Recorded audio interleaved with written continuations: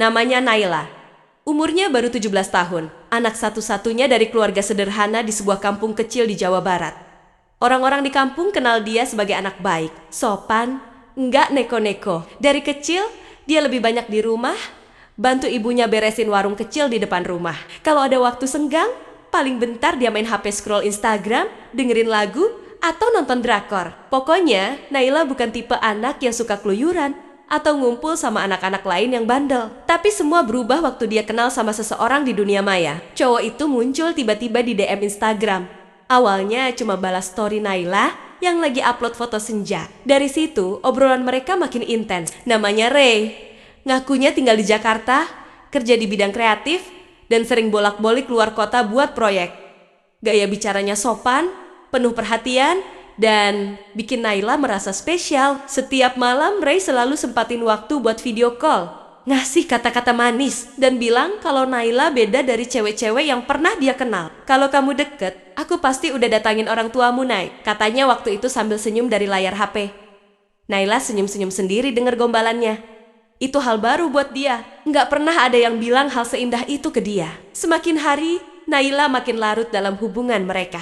Tiap pagi Ray ngucapin selamat pagi, tiap malam dia ngingetin makan. Bahkan kalau Naila lagi sedih atau capek bantu ibunya, Ray selalu tahu caranya bikin hati Naila tenang. Pokoknya, seolah-olah Ray itu cowok sempurna. Naila pun mulai ngerasa, ini bukan sekadar teman online, tapi ini cinta. Beberapa minggu kemudian, Ray ngajak Naila ketemuan. Katanya, kamu mau nggak tinggal sama aku di Jakarta? Kita bisa bangun masa depan bareng.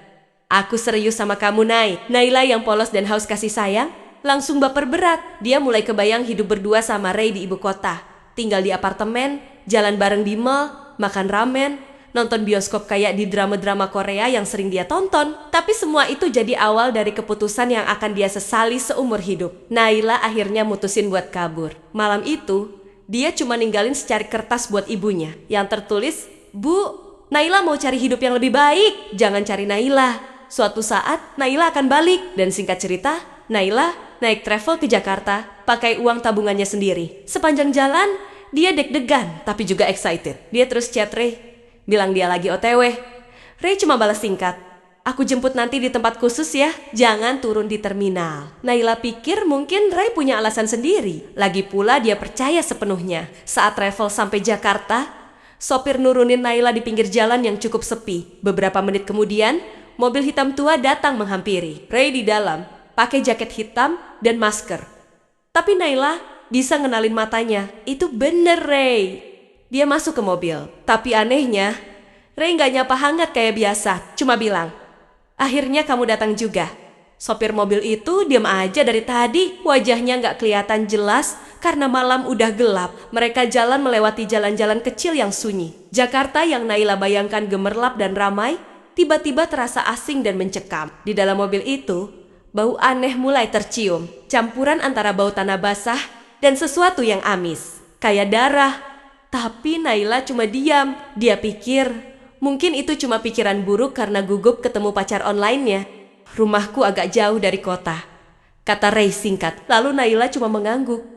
Hatinya mulai gak enak, tapi dia berusaha menenangkan diri. Mungkin ini cuma karena belum biasa aja, bisiknya dalam hati. Tapi dia gak tahu kalau malam itu bukan cuma cinta yang dia bawa ke Jakarta, tapi juga awal dari teror yang gak akan pernah bisa dia lupakan seumur hidup. Setelah perjalanan yang rasanya panjang banget, akhirnya mobil itu berhenti di depan sebuah rumah tua. Bangunannya besar, tapi kelihatan kayak gak terurus. Cat temboknya udah mulai ngelupas. Jendela-jendela tertutup rapat pakai tirai hitam tebal, dan halaman depannya penuh dengan daun kering dan ranting pohon yang berserakan. Gak ada lampu jalan, gak ada suara kendaraan. Hening banget rasanya. Kayak bukan di Jakarta. Naila mulai panik dalam hati. Tapi dia tetap berusaha senyum waktu Ray buka pintu mobil dan nyuruh dia masuk. Masuk aja, anggap rumah sendiri, ucap Ray dengan datar, tanpa tatapan hangat seperti biasanya. Langkah kaki Naila pelan-pelan masuk ke rumah itu. Bau apek langsung nyambut dari pintu depan. Dalamnya gelap. Cuma ada satu lampu kecil yang nyala di ruang tengah. Semua perabotan di rumah itu kelihatan tua, lusuh, dan berdebu. Ada lukisan tua tergantung di dinding. Isinya perempuan berpakaian putih, tapi matanya ditutup kain merah. Dan Naila duduk di sofa yang keras dan dingin. Ray duduk di sebelah, tapi masih aja dingin sikapnya. Kamu capek kan? Istirahat aja dulu. Kamar kamu di atas, paling ujung, tanpa banyak tanya. Naila nurut. Dia naik ke atas lewat tangga kayu yang berderi tiap diinjak. Suara langkahnya sendiri bikin jantungnya deg-degan. Sampai akhirnya dia buka pintu kamar yang Ray maksud. Dan aroma kuat langsung nyerang. Bau wangi bunga melati, tapi bukan yang enak. Ini lebih ke wangi menyengat. Kayak udah lama banget disimpan dalam ruangan. Kamarnya kosong. Cuma ada kasur tipis, meja kecil, dan cermin besar di sudut ruangan. Cerminnya kusam, tapi tetap memantulkan bayangan. Naila duduk, taruh tas, terus ngelihatin cermin itu. Dia ngerasa kayak ada yang ngawasin dari balik cermin, tapi lagi-lagi dia tahan. Dia pikir mungkin ini cuma karena capek. Malam itu Naila coba tidur, tapi hawa kamar itu dingin banget. Padahal nggak ada AC. Selimut yang dia pakai pun rasanya sia-sia. Dan sekitar jam 2 malam, dia kebangun. Ada suara pelan, kayak orang nangis di luar kamar. Lalu Naila pasang telinga. Tolongin aku. Pelan, tapi jelas. Naila bangun, berdiri pelan-pelan dan nempel ke pintu. Tapi suara itu malah makin dekat. Dia ambil aku. Tiba-tiba, suara itu berhenti. Naila balik badan mau ke kasur, tapi kakinya beku. Di cermin besar itu, ada bayangan perempuan berdiri di belakangnya. Rambutnya panjang menutupi wajah, dan bajunya sobek-sobek. Naila langsung noleh ke belakang.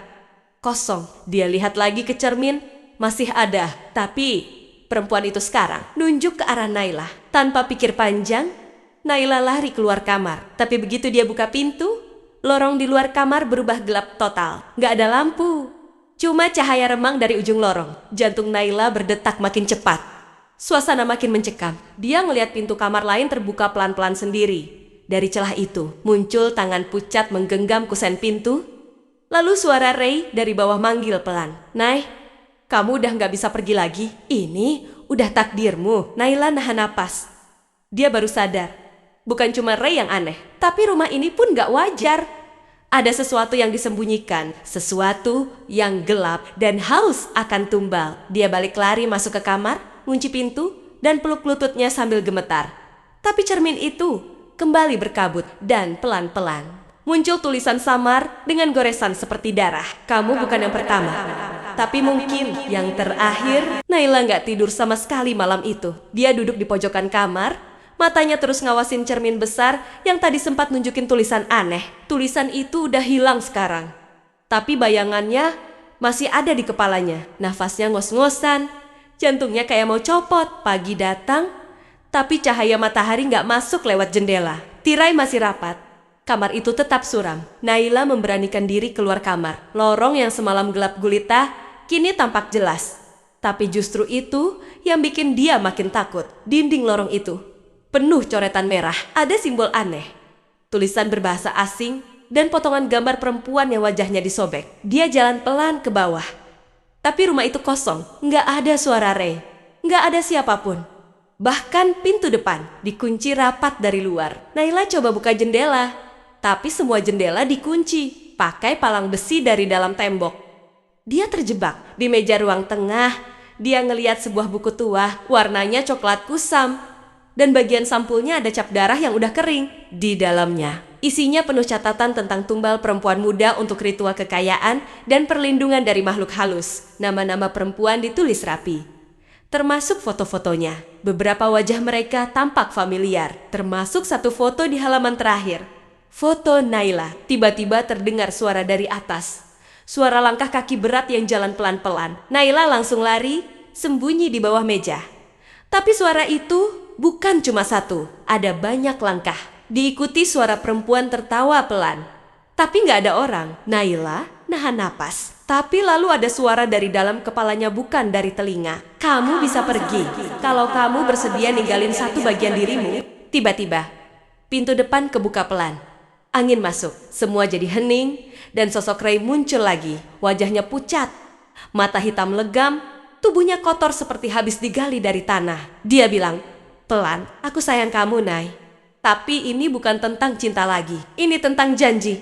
Dan kamu bagian dari perjanjianku. Ray mendekat, tapi sebelum dia menyentuh Naila, lampu di rumah itu padam total. Suara jeritan perempuan menggema dari semua arah.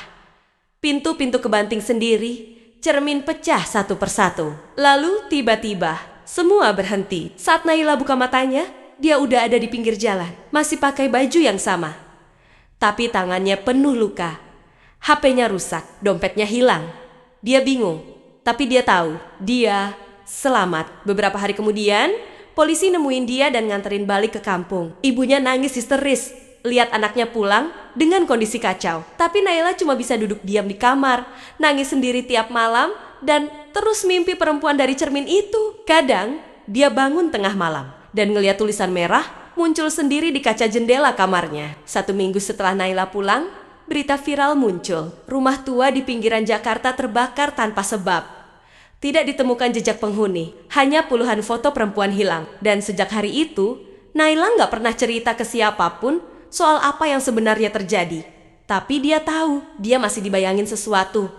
Dan setiap kali dia lihat cermin berkabut, ada pesan yang muncul. Kamu selamat, tapi jangan lupa, cinta sejati gak pernah minta darah. Pesan moral, jangan pernah percaya sepenuhnya sama seseorang yang belum kamu kenal di dunia nyata. Cinta yang terlalu buta bisa membawa kita ke jurang yang dalam.